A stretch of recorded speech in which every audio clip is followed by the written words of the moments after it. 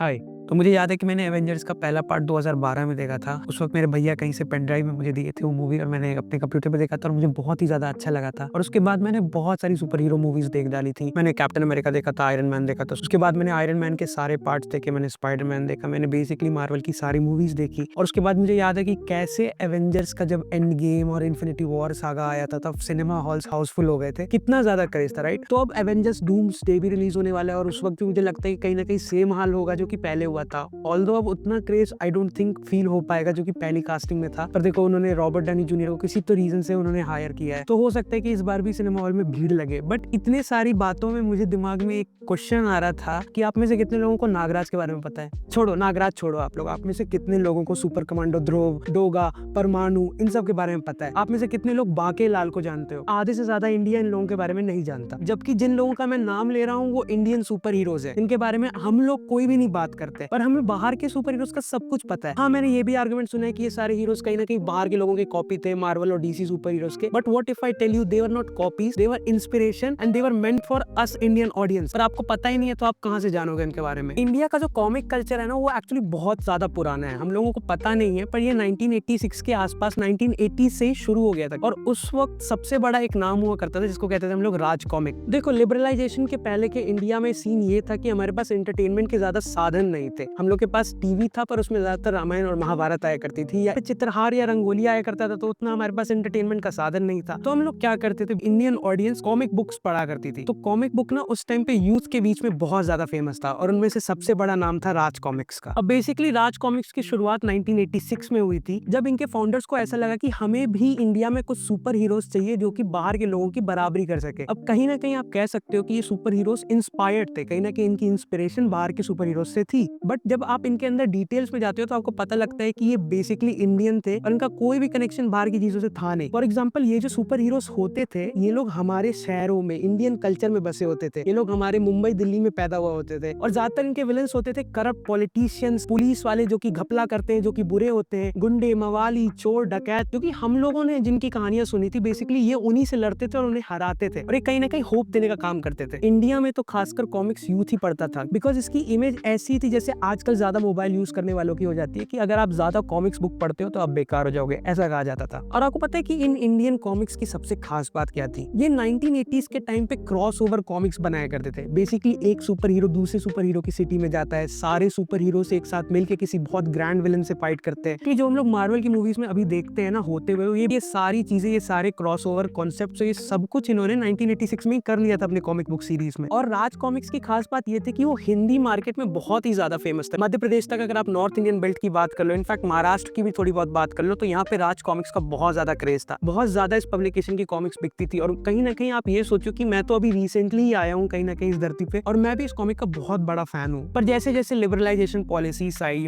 Technology का development हुआ, हमारे पास टीवी आया, उसके बाद हमारे पास मोबाइल आया, इंटरनेट आया, सब कुछ आया, तो कहीं ना कहीं प्रिंट मीडिया दबता चला गया और उसी के साथ कहीं ना कहीं कॉमिक बुक्स का भी क्रेज धीरे धीरे कम होता चला गया। बिकॉज कॉमिक्स में ड्राइंग बनाने के लिए भी बहुत ज्यादा मेहनत पड़ती है, उसका खर्चा हो जाता था, प्रिंटिंग का खर्चा हो जाता था, इन सबको पब्लिश करने का अलग से खर्चा होता था। अब लोग इन्हें खरीदते ही नहीं थे क्योंकि लोगों को पता ही नहीं था इनके बारे में, नई जनरेशन को। तो इन कॉमिक्स की बिक्री धीरे धीरे कम होती चली गई और इस तरह हम कह सकते हैं कि इंडियन कॉमिक्स बुक की लेगेसी कहीं ना कहीं कम हो गई। चलिए इस बात को अभी करते हैं परे और हम लोग डिस्कस करते हैं मेरे जो पर्सनली 3 सुपर हीरोज है जो कि मुझे बहुत ज्यादा पसंद है, इनकी कॉमिक बुक्स मैंने बहुत ज्यादा पढ़ी है, उनके बारे में बात करते हैं और मैं आपको बताऊंगा कि इनकी ओरिजिन स्टोरी कितनी ज्यादा इंटरेस्टिंग है और ये लोग कितने ज्यादा यूनिक और ओरिजिनल है। जो कि हम लोग कहते हैं कि बेसिकली ये लोग बाहर की इंस्पिरेशन या कॉपीज है, they are not, they are truly original and they are very cool. Let me tell you about Nagraj. देखो नागराज की कहानी को आपको समझने के लिए इच्छाधारी नागों के कॉन्सेप्ट समझना होगा। ये इंडिया का एक फोकलोर है जिसमें हम लोग कहते हैं कि कुछ ऐसे सांप भी होते हैं जो कि इंसानों के अंदर भी बदल सकते हैं, they can transform themselves into a humanoid form. तो ऐसे सांपों को हम लोग इच्छाधारी नाग कहते हैं। तो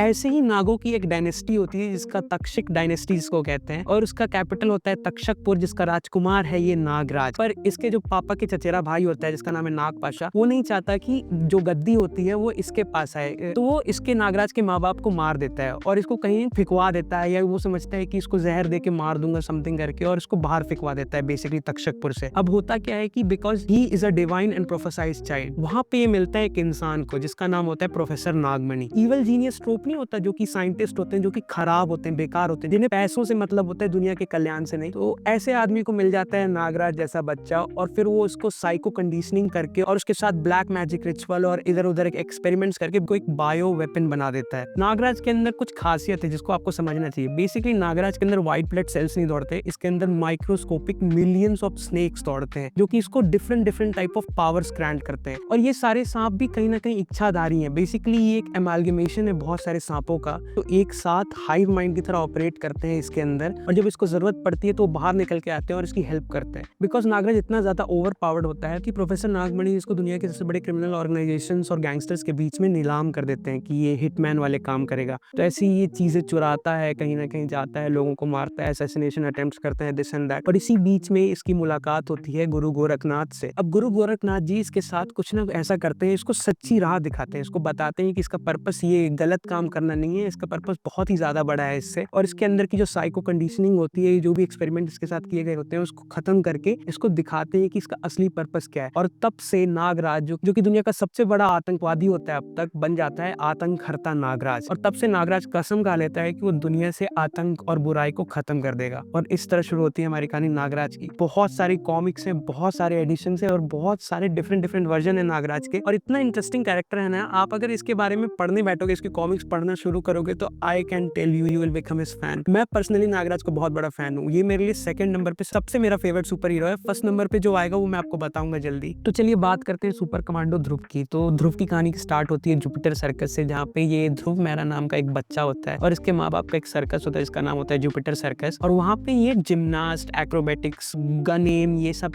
सर्कस वाली ट्रिक्स सारी सीखता है। और इसको एक खास एबिलिटी होती है, ये वहाँ पे जानवरों से बातें करना शुरू कर देता है। तो इसको कहीं ना कहीं जानवरों से बातें करना आ जाता है। अब होता क्या है कि एक राइवल सर्कस वाले होते हैं, वो देखते हैं कि जुपिटर सर्कस बहुत ही ज्यादा फेमस हो रहा है और इनको कोई भाव नहीं दे रहा होता है, तो एक गुस्से में आके जुपिटर सर्कस में आग लगा देते हैं, जिसके कारण ध्रुव के माँ बाप की मौत हो जाती है। अब बेसिकली ध्रुव अनाथ होता है। उसके बाद होता क्या है कि जो शहर के आईजी होते हैं राजन मेहरा, वो इसको गोद ले लेते हैं और इसको अपनी तरफ से पढ़ाते हैं, लिखाते हैं और इसको पालते हैं। तो इसके अंदर जो एबिलिटीज होती है, सर्कस वाली एबिलिटीज, उसको और भी ज्यादा होन करता है, उसको और भी ज्यादा डेवलप करते रहता है। साथ ही में बहुत ही ज्यादा इंटेलिजेंट है। आप इसको ऐसा समझो कि इसके अंदर बैटमैन लेवल की डिटेक्टिव स्किल्स है। तो ये धीरे धीरे करके कहीं ना कहीं पढ़ने लिखने के बाद एक टाइम पे डिसाइड करता है कि ये दुनिया में कभी भी अन्याय नहीं होने देगा, और इसलिए एक स्पेशल बेल्ट बनाता है जिसके अंदर बहुत सारे फंक्शंस होते हैं, जिसका यूज करके ये क्राइम फाइटिंग करता है। अब देखो, ध्रुव के पास कोई सुपर पावर्स नहीं है, ये एथलेटिक है, बहुत ही ज्यादा स्मार्ट है, और इसकी एक एबिलिटी है जो कि इसको बहुत ज्यादा यूनिक बनाती है कि ये जानवरों की भाषा समझ सकता है। प्लस ध्रुव का स्टेट ऑफ अवेयरनेस कहीं ना कहीं सुपर ह्यूमन लेवल का है। तो ध्रुव भी क्राइम फाइटिंग करता है राजनगर में, और कहीं ना कहीं उसका रखवाला है। तो ये है सुपर कमांडो ध्रुव। अब बात करेंगे उस कैरेक्टर की जो कि मेरा पर्सनल फेवरेट है, डोगा।